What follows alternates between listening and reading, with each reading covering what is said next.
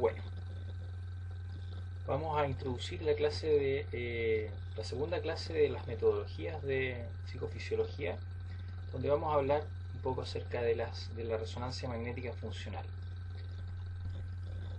¿Qué es la resonancia magnética funcional?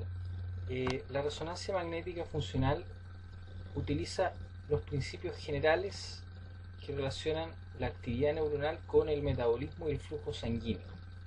Básicamente es una técnica que se basa en las diferencias de dos sustancias dentro de la sangre en cuanto a la influencia que tienen en la capacidad de hacer resonar a las partículas, digamos, a los átomos de hidrógeno.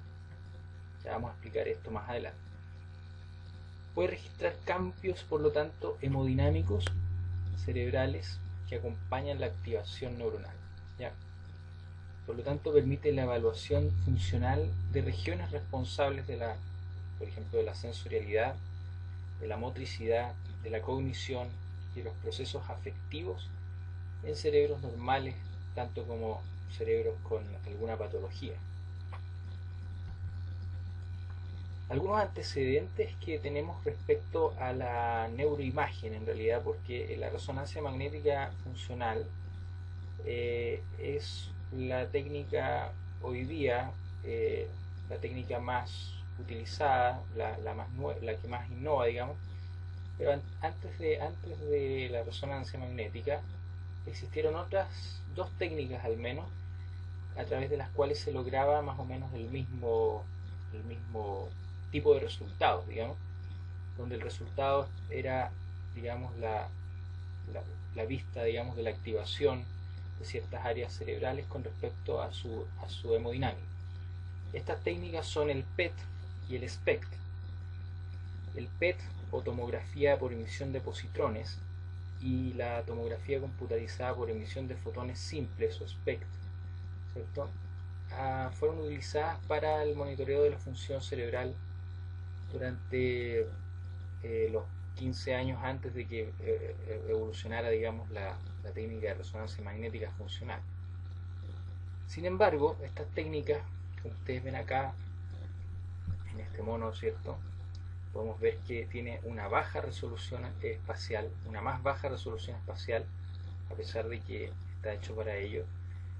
Y el otro aspecto por el cual no se utilizan es por lo invasivo que es, ¿ya? Porque de todas maneras, tanto en el PET como en el SPECT hay que inyectar una sustancia radioactiva de un fotón, un rayo gamma en este caso, un positrón o un fotón, un positrón, digamos, dependiendo de de cuál de las dos técnicas sea. En este caso estamos hablando del PET, porque está aquí, emite un positrón, ¿cierto? Y este positrón emite una radiación en la banda gamma. Eh, Esto no tiene nada que ver con la banda gamma del EEG, ¿ya? Conste. Esta gama es radiación gamma, ¿ya?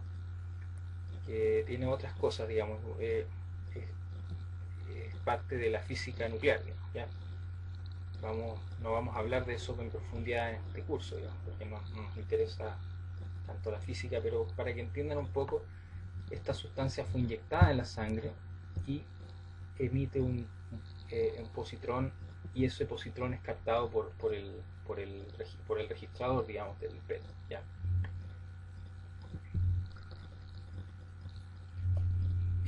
Transcurrió así dos décadas desde que Lauterbur propusiera que la obtención de imágenes estructurales de tejidos basada en el fenómeno de resonancia magnética.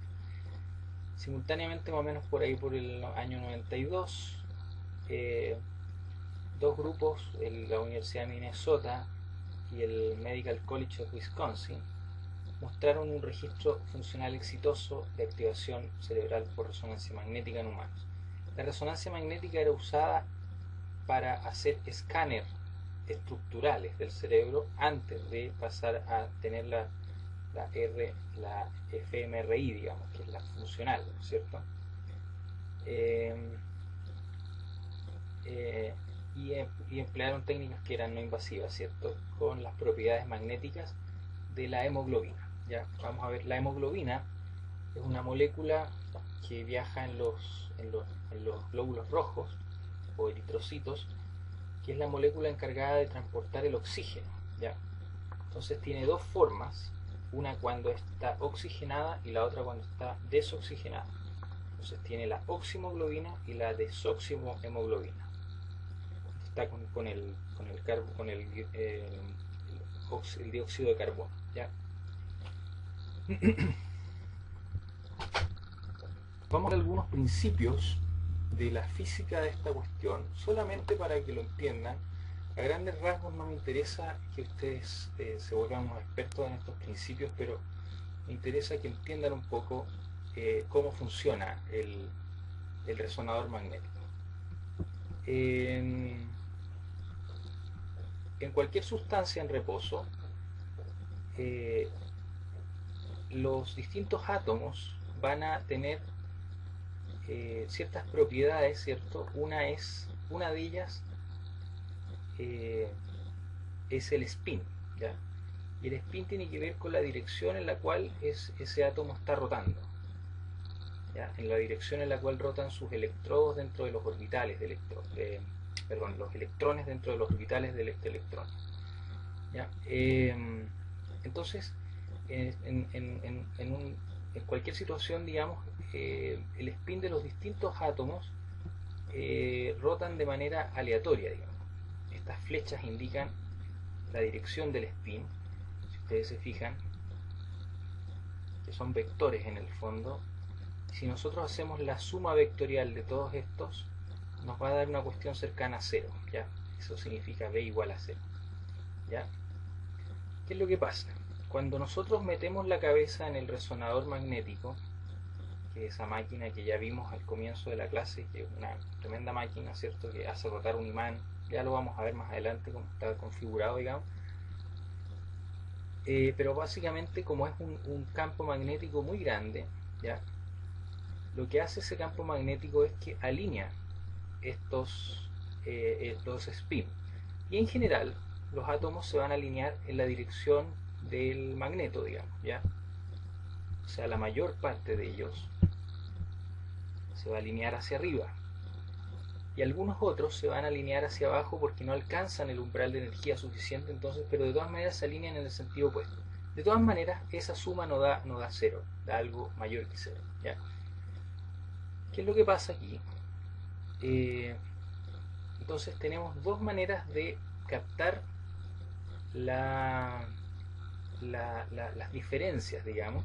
Estos átomos, cada uno de estos átomos está ubicado en determinadas moléculas. Básicamente son átomos de hidrógeno. Entonces tenemos átomos de hidrógeno en las proteínas, en los lípidos, en el agua, ¿no es cierto? Y en todas las sustancias, en todas las moléculas, biomoléculas, digamos, tenemos hidrógeno, ¿ya?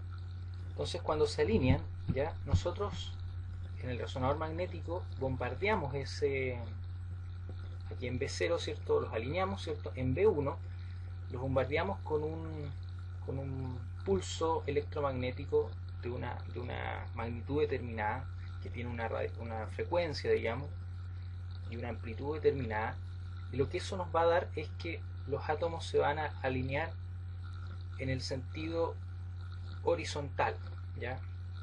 O sea, en el sentido opuesto. Estaban así, ¿cierto?, algunos para abajo, otros para arriba.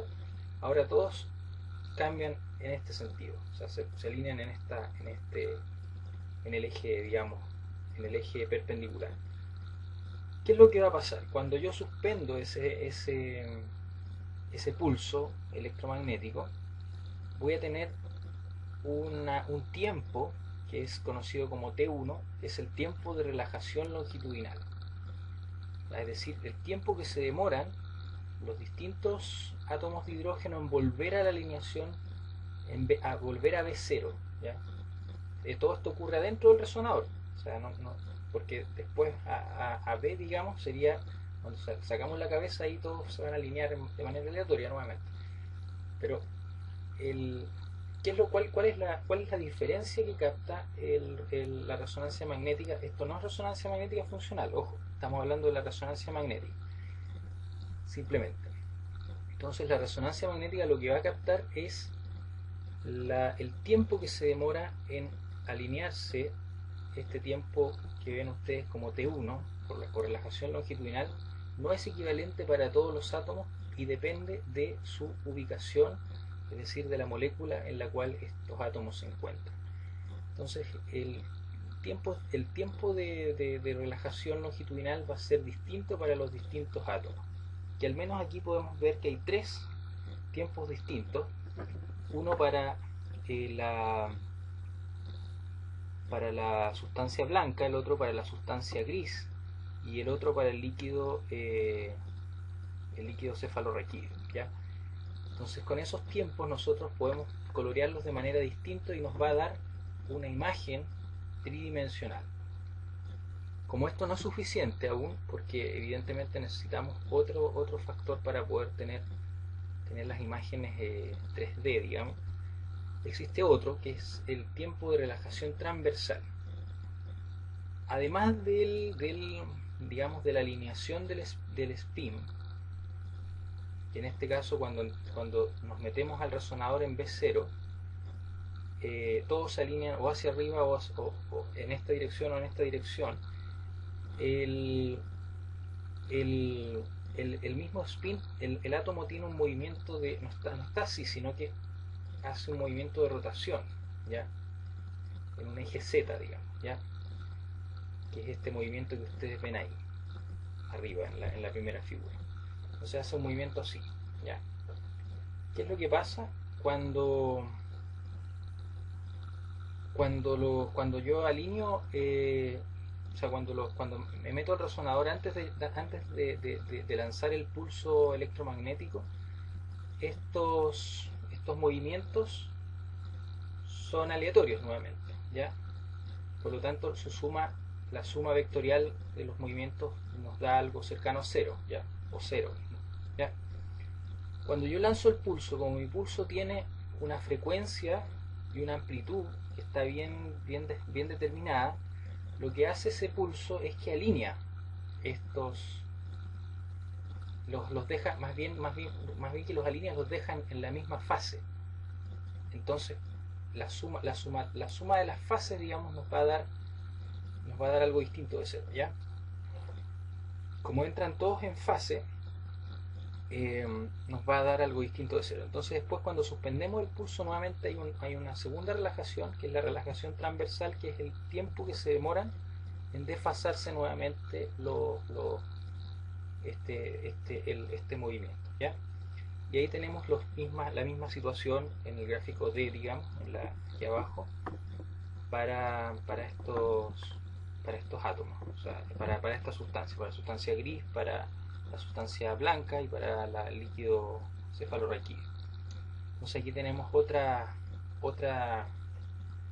forma. Sumando ambas, digamos, obtenemos las imágenes que ustedes ven en la figura E, digamos, de ambas. Permítanme volver aquí. Entonces tenemos esas dos figuras, ¿no es cierto? Y con esas dos figuras construimos una figura más enriquecida. Bueno, con esto solamente nosotros podíamos ver las estructuras del cerebro, si había un daño, por ejemplo, para detectar un tumor. Uno se hace una resonancia magnética en general para detectar cualquier, digamos, anomalía en los vasos sanguíneos, en todas esas cosas, también sirve, digamos, ¿ya? Entonces, bien, vamos a... Entonces, ¿en qué consiste la fMRI ahora? Porque ya entendimos un poco la lógica de la resonancia magnética, ¿no es cierto? La fMRI consiste en una sustracción de las señales emitidas desde las condiciones basales a las obtenidas durante la activación neuronal, ¿ya? Y para estudios funcionales se requiere de un equipo de al menos 1,5 Tesla. Tesla es una medida del campo magnético, ¿cierto? En general, hoy día se trabaja con 3 Tesla, como el más. Y mientras más Tesla, es mayor la resolución, ¿ya? Más o menos esquematizado el equipo. Aquí tenemos, arriba ustedes ven el magneto, ¿cierto? Un emisor de gradientes, ¿no es cierto? Tienen ahí el emisor de radiofrecuencia, un prisma que es donde el sujeto ve la pantalla, donde está respondiendo al paradigma experimental que le estemos poniendo, unos audífonos donde el experimentador puede comunicarle cosas, porque el experimentador está fuera de la sala está en otra sala, digamos, porque la sala donde está el resonador, bueno, pueden haber metales, digamos, una serie de cosas. Y abajo vemos los amplificadores de distintas cosas, que son para las tres dimensiones, y el amplificador de radiofrecuencia, ¿ya? Bueno, más o menos ahí, aquí al ladito de la mano del sujeto, ven que tiene una botonera donde puede emitir sus respuestas, digamos. El sujeto está bastante limitado de movimiento en esa situación, digamos, entonces solamente puede responder o de manera verbal o bien utilizando esta botonera, digamos, ¿ya? Y aquí tenemos el equipo más al lado, digamos, derecho de la lámina. Tenemos este equipo que es el computador, digamos, donde se registran todas estas cosas. Bien. Un poco para hablarles acerca de las bases metabólicas de la resonancia magnética funcional. Las neuronas necesitan nutrientes para funcionar, porque dada su capacidad limitada, digamos, de almacenamiento, las neuronas no almacenan su comida, digamos, tienen que estarla extrayendo constantemente del flujo sanguíneo.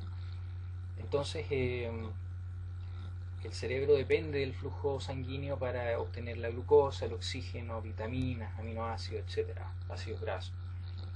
Basados en ese principio, y considerando que la desoximoglobina actúa como un agente de contraste endógeno e intravascular, tenemos que el efecto se incrementa en la relación directa con la concentración de deoximoglobina, ¿ya?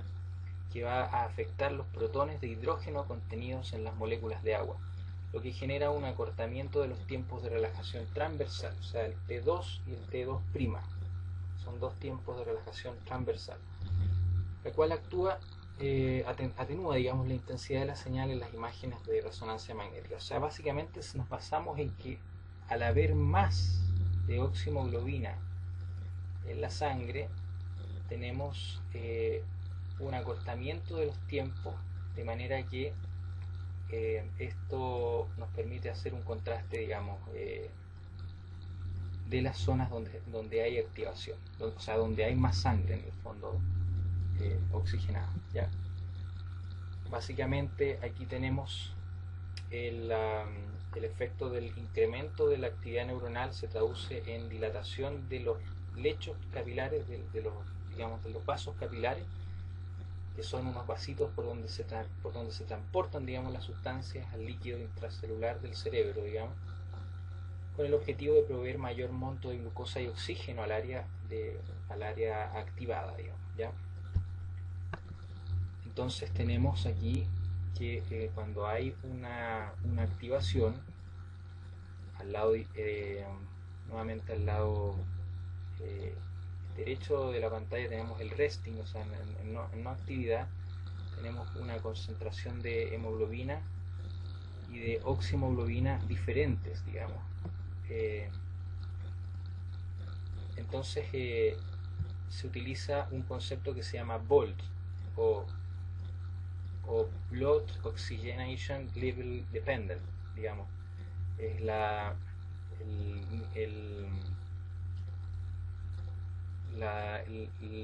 el nivel de sangre oxigenada dependiente, digamos, es una medición que depende del nivel de sangre oxigenada,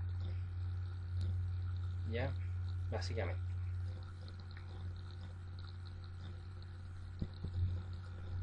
Más o menos la cuestión ocurre de esta manera, ¿cierto? Tenemos mayor concentración de sangre oxigenada, o sea, de oximoglobina, en las zonas que están en un estado de activación. Tanto incrementa el flujo como incrementa la oximoglobina y por lo tanto decrece la concentración de hemoglobina no oxigenada o de oximoglobina. Y la primera, la oximoglobina, es diamagnética y la segunda es paramagnética, es decir, la primera no reacciona frente al campo magnético y la segunda sí. Entonces ese efecto es captado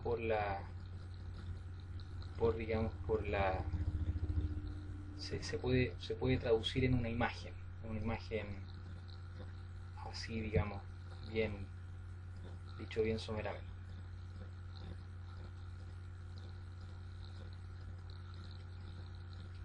El problema es que al ser un proceso lento, ya, que obedece a las leyes de la física de los fluidos, ¿cierto? Esta etapa solo llega a ser visible a partir de los 2 o 3 segundos después de iniciarse la actividad neuronal y toma otros 2 o 3 segundos hasta alcanzar su máxima altura.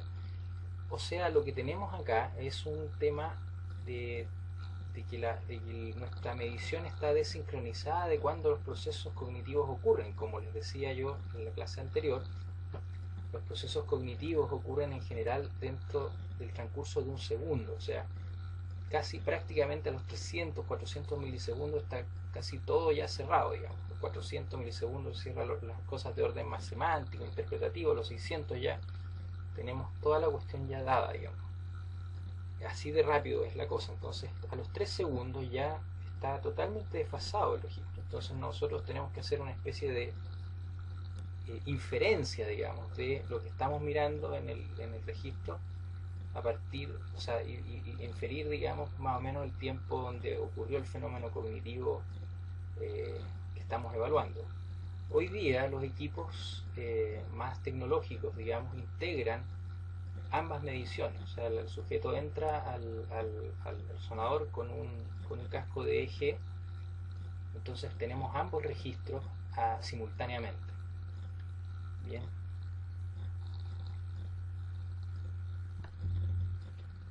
Entonces, recapitulando un poco los factores de la resonancia magnética funcional, para la adquisición de imágenes de resonancia magnética asociada a procesos cognitivos es posible debido a 3 factores. Esto es súper importante que lo retengan bien.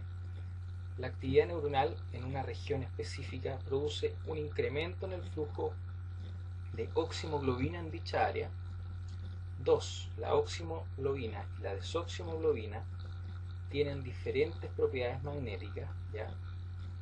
Lo que hace repercutir en que el agua en esa zona o los hidrógenos del agua, digamos, tengan tiempos diferentes de relajación transversal, ¿cierto? Y los valores del tiempo de relajación transversal dependen de las propiedades magnéticas del medio en el que se encuentran los núcleos de hidrógeno. Con que me hayan entendido esos 3 factores es suficiente para que logren entender por qué podemos tener imágenes funcionales del cerebro, ¿ya? A través de resonancia magnética funcional. Bien, la respuesta hemodinámica, más o menos ustedes tienen aquí amplitud versus tiempo, y tenemos más o menos, claro, a los 2-3 segundos tenemos la máxima y después va decayendo.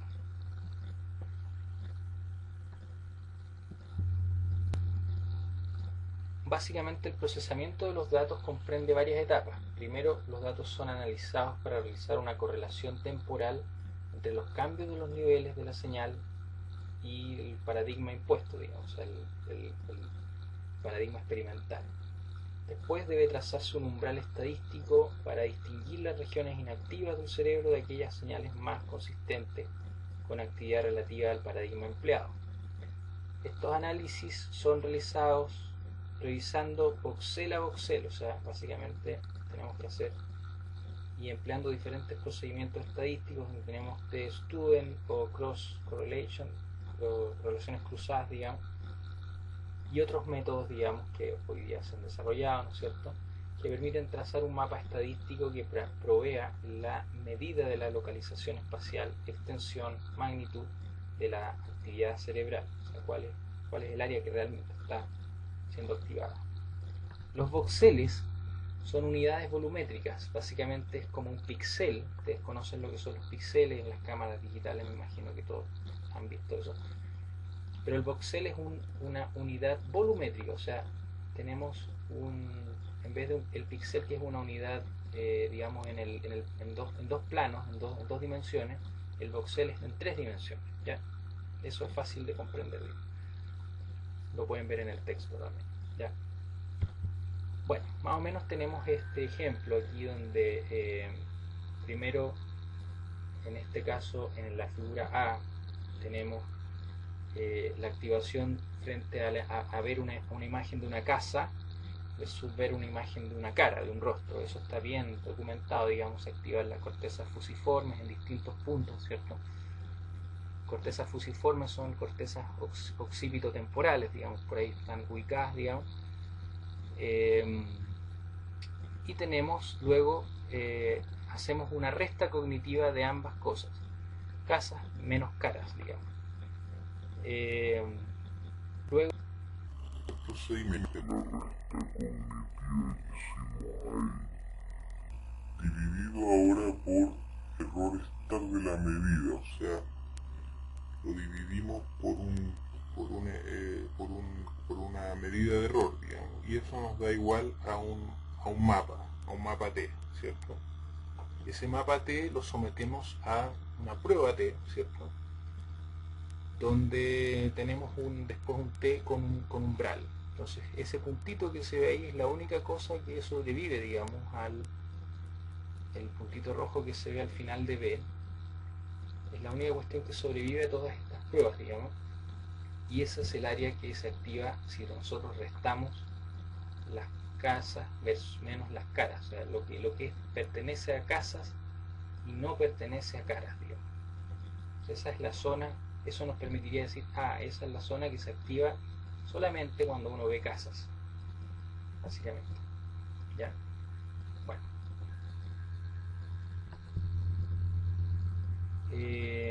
dentro del procedimiento, como les decía, uno tiene que hacer una inferencia reversa, digamos. Entonces sacar las conclusiones acerca de la actividad, digamos, en función de la respuesta Boole, ¿cierto? Y finalmente uno infiere que eso se debe al procedimiento o al cambio en la actividad de las neuronas, ¿cierto? En este caso, recuerda el número 5417, ¿cierto? La persona recuerda, hay un incremento en la actividad, está la respuesta Boole y luego está nuestra imagen cerebral, ¿no es cierto? Y esa imagen cerebral nosotros la inferimos hacia la presencia de la activación, ¿cierto?